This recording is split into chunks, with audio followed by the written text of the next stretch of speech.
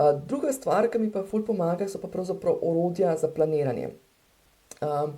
Predvsem pa sistem pisanja in kreiranja objav, ker jaz osebno temeljim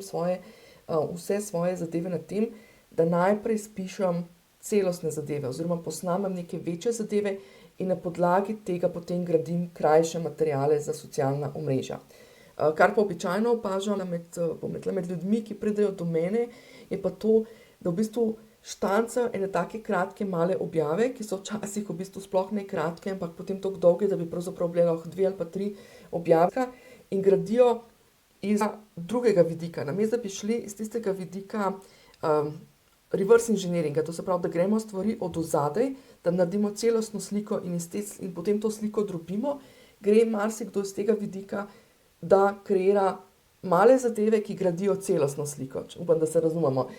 Gre potem za to, da v bistvu skozi ves čas nekaj po malem delamo. Ves čas objavljamo neke male objave, neke male storije, neke male zadeve, namesto da bi pravzaprav skreirali neko večjo zadevo in iz te večje zadeve naredili pravzaprav krajše objave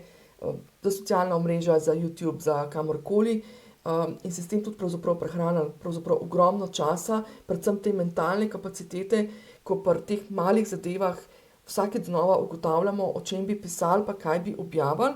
namesto da bi v bistvu vzeli material, ki ga imamo in ki je že usklajen s tem, kar prodajamo, in ta material potem, bom rekla, naredili v ene krajše segmente.